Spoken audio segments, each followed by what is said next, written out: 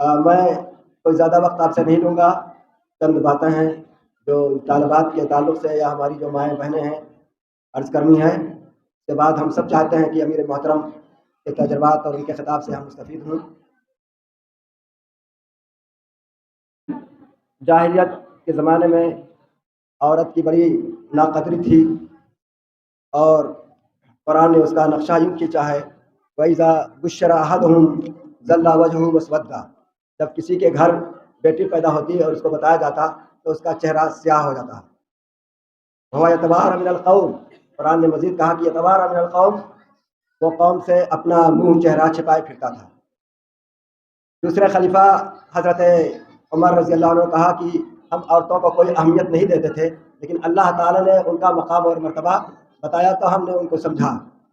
اور اللہ نے سورہ نساء کے نام سے پوری ایک آیت نازل کر دی. میرے سامنے یہ بیٹیاں اور بچیاں اور مائیں ہیں.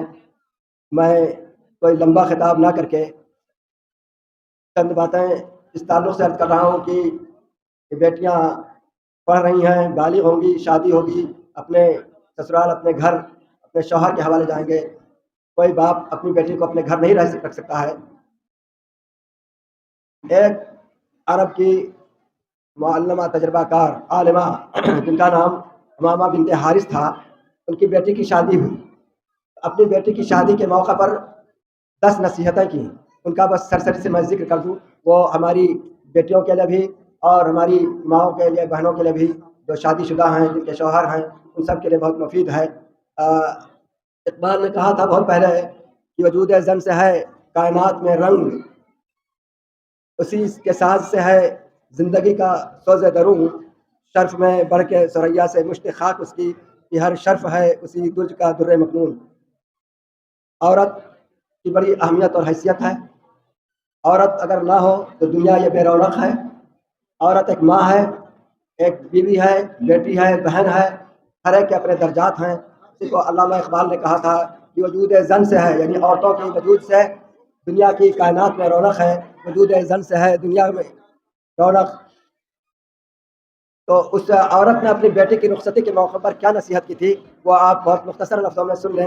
اس نے پہلی نصیحت یہ کی کہ میری آنکھوں کی ٹھنڈک اور میرے دل کا سرور شوہر کے گھر جا کر کے قناعت کی زندگی گزارنے کی کوشش کرنا.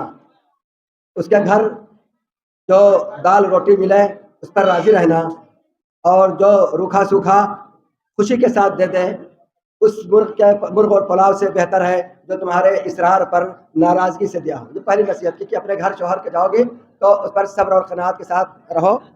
اگر ضد کر کے آج ہمارا معاشرہ کیوں بگڑ رہا ہے، جس کی جتنی حیثیت نہیں اس سے زیادہ مطالبہ اگر گھر میں بیوی کرے تو اس کی حالت خراب ہوتی ہے، پھر انتشار ہوتا ہے، جھگڑا ہوتا ہے، لڑائی ہوتی ہے. تو ماں نے اپنی بیٹی کو رخصتی کے موقع کہا کہ تم اپنی گھر شوہر کے گھر جا رہی ہو، سب سے پہلے تمہارا کام یہ ہوگا کہ تم جو ہے صبر اور قناعت کے ساتھ، صبر اور شکر کے ساتھ رہو. جو کچھ ملا اس پر راضی رہو. اگر تم نے اصرار کر کے کوئی چیز مانگی تو وہ مرغ اور پلاؤ سے جو ہے بہتر نہیں ہے، وہ جو خوشی کے ساتھ ملے. دوسری نصیحت اس نے کہ عالمہ نے اپنی بیٹی کو، میری بیٹی شوہر کی بات کو ہمیشہ توجہ سے سننا. غور سے دوسری نصیحت تھی کہ پہلے صبر کی اور شکر کی، قناعت کی، اور کہا کہ اپنے شوہر کی بات کو، آج بیوی اگر شوہر کی بات نہیں سنتی، شوہر بیوی کی بات، تو اللہ کے رسول نے فرمایا کہ اب دنیا کلھا متاع، پوری دنیا پوری کائنات یہ زندگی کے ساز و سامان ہے. خیر متاع دنیا المرأۃ الصالحہ، اور اگر کسی کو نیک اور اچھی بیوی بن جائے تو یہ سب سے بہتر متاع ہے. دوسری نصیحت اس نے ہے کہ میری بیٹی شوہر کی بات کو ہمیشہ توجہ سے سننا اور اس کو اہمیت دینا، اور ہر حال میں شوہر کی بات پر عمل کرنے کی کوشش کرنا. اس طرح تم اس کے دل میں جگہ بنا لو گی. اصل میں آدمی کا کام پیارا ہوتا ہے. تیسری نصیحت اس نے کی کہ زیب و زینت کا خیال رکھنا، اور جب وہ تجھے نگاہ بھر کے دیکھے، تمہاری نگاہ، تو وہ اپنے انتخاب پر خوش ہو، اور تمہارے جسم سے، تمہارے لباس سے اس کے دل میں کوئی نفرت نہ پیدا ہو. عورتیں صفائی کا لحاظ نہیں کرتی ہیں، اگر بنتی سنورتی ہیں تو دوسروں کے لیے. بننا سنورنا اپنے شوہر کے لیے ہے. کہا تمہارے جسم سے کوئی بدبو نہ آئے، اور جو ہے تم جو ہے پناہ سے باہر کرنا تاکہ وہ جو ہے اپنے انتخاب پر نہ پچھتائے. یہ اس کی تیسری نصیحت تھی. چوتھی نصیحت اس نے اپنے بیٹے کی یہ کہ جو ہے اپنے شوہر کی جو ہے نگاہ میں بھلی اور اچھی ہونے کے لیے اپنی آنکھوں کو سرمے اور کاجل سے حسن دینا. اس لیے کہ کہا کہ سرما اور کاجل پورے وجود کو جچا دیتا ہے. پانچویں بات اس نے کہی کہ اپنے شوہر کے کھانے کا وقت سے پہلے اپنے شوہر کا کھانا وقت سے پہلے تیار کر دینا، کیونکہ دیر تک شوہر بھوک برداشت کرنا جو ہے اس بھڑکتے ہوئے شعلے کے مانند ہے، جو جس کے اندر آدمی کا نا اتفاقی ہوتی ہے، غضب غصہ ہوتا ہے۔ اور شوہر کے اکرام اور اس کی نیند کا خیال رکھنا، اوقات اس کے نیند کے سکون میں تم جو ہے نیند کے اوقات میں سکون کا ماحول بنائے رکھنا، کیونکہ نیند ادھوری رہ جائے تو آدمی کی طبیعت میں چڑچڑاپن آ جاتا ہے۔ یہ پانچویں اور چھٹی نصیحت یہ تھی کہ اپنی بیٹی کو کہا کہ شوہر کے گھر جو ہے ان کے مال کی نگرانی کرنا، مال اور ان کی اجازت کے بغیر گھر میں کوئی نہ آئے، ہاں ان کا مال اور لغویات میں، نمائش میں، فیشن میں برباد نہ کرنا، کیونکہ مال کی بہتر نگہداشت ایک اور حسن انتظام عورت کرتی ہے۔ اگر عورت اہل و عیال کی حفاظت اور اپنے اولاد کی تربیت کرے، اس کے گھر کی نگرانی کرے، تو یہ سب سے خیر متاع المرأہ ہے۔ اور چھٹی اور ساتویں بات اس نے کہ شوہر کی راز کو راز رکھنا، اس کی بات کو دوسروں سے نہ اعتماد کھولنا۔ اگر اپنے شوہر کے راز کو تم دوسروں سے بتاتی ہو تو گویا کہ تم اس کا اعتماد کھو دیتی ہو، اور وہ اس سے جو ہے نہ اتفاقی پیدا ہوگی۔ آٹھویں بات اس نے کہی کہ جب وہ کسی بات پر غمگین ہو تو تم اس کے سامنے اٹھلانا اور خوشی کا اظہار نہ کرنا، بلکہ تم اس کے غم میں برابر کی شریک رہنا۔ عورت کیا ہے؟ رفیق حیات ہوتی ہے، تو عورت کو، بیوی کو اپنے شوہر کے ہر غم میں، دکھ میں، ہنسی میں، خوشی میں شریک ہونا چاہیے۔ اگر وہ غمگین ہے، اگر اس کو کوئی تکلیف ہے تو اس وقت خوشی کا اظہار نہیں کرنی چاہیے۔ اور نویں بات اس نے یہ کہی کہ جو ہے دین کو نصیحت کے طور پر، نئی بات اس نے یہ کہی کہ میری بیٹی، اگر تم شوہر کی نگاہ میں قابل احترام بننا چاہتی ہو اور تو اس کی عزت اور احترام کا تم کو خوب خیال رکھنا اور اس کی مرضی کے مطابق چلنا، اور شوہر کو بہترین، تب ایسے حالت میں تم شوہر کو اپنا بہترین رفیق پاؤ گی۔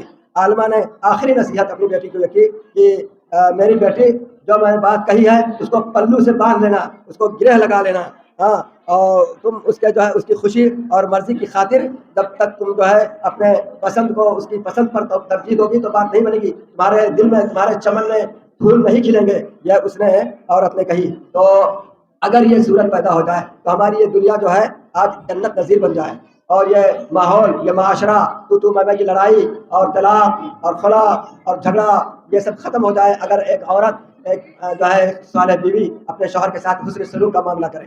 اللہ کے رسول صلی اللہ علیہ وسلم نے ایک مجلس میں بیٹھے تھے، میں زیادہ وقت نہیں ختم کرتا ہوں، آپ بیٹھے تھے، تشریف رکھتے تھے، ایک آدمی ان کے سامنے سے گزرا جو میلا کچیلا تھا، کپڑے اس کے گندے تھے۔ اللہ کے رسول نے اس سے کہا کہ اللہ کے بندے، تم نہا لیتے، دھو لیتے، کپڑا صاف کر لیتے؟ تو اس نے کیا جواب دیا؟ کہا کہ میرے پاس اونٹ ہیں، بکریاں ہیں، گھوڑے ہیں اور غلام ہیں، یعنی وہ یہ بتانا چاہتا تھا کہ میں کوئی معمولی آدمی نہیں ہوں، مالدار ہوں۔ تو اللہ کے رسول نے کہا فَلْيَرَىٰ أَثْرَ نِعْمَةِ اللَّهِ عَلَيْكَ، یہ تو مال کی بات تھی، دنیا کی بات تھی۔ اگر آپ بچیاں یا تعلیم حاصل کرنے آئی ہیں، اپنا گھر بار چھوڑ کر کے اپنے ماں باپ کو، آپ تعلیم حاصل کر رہی ہیں، کل آپ معلمہ بنیں گی، آپ داعیہ بنیں گی یا کسی بھی فیلڈ میں کریں گی، تو آپ نے جو تعلیم حاصل کی ہے فَلْيَرَىٰ أَثْرَ نِعْمَةِ اللَّهِ عَلَيْكَ، تو اس علم کا، اس تعلیم کا آپ کے رہن سہن پہ، آپ کے چال ڈھال پہ، آپ کے معاملات پر اس کا اثر ہونا چاہیے۔ یہ چند باتیں تھیں جو میں جو ہے اس مناسبت سے عرض کی۔ اللہ تعالیٰ مولانا کے اس ادارے کو دن دنی رات چوگنی ترقی عطا فرمائے۔ جو مائیں آئی ہیں، جو بچیاں دی ہیں، کسی اعتماد پر دیا ہے، آپ کسی ادارے کو جو کم مدت میں، جیسے مولانا حارم صاحب نے کہا اور بات صحیح ہے کہ کم مدت میں ادارہ نے ترقی کی ہے، آپ اس کے ساتھ دعوت دل میں تعاون کریں گی اور آپ اعتماد کے ساتھ بچوں کو دیں گی۔ آپ گردوار کے لوگ جو ہیں وہ اس سے جڑے ہوئے ہیں، اور ادارہ جو ہے کسی ایک کے ذاتی خرچے سے نہیں چل سکتا ہے، اور یہ ایک چمن ہے اور ایک باغ ہے، ایک ادارہ ہے، ایک تعلیم ہے، یہاں وہ نہر ہے، میٹھا چشمہ ہے جہاں سے لوگ آ کر کے سیراب ہوتے ہیں۔ اللہ تعالیٰ اس کو قائم دائم رکھے۔ السلام علیکم ورحمۃ اللہ وبرکاتہ۔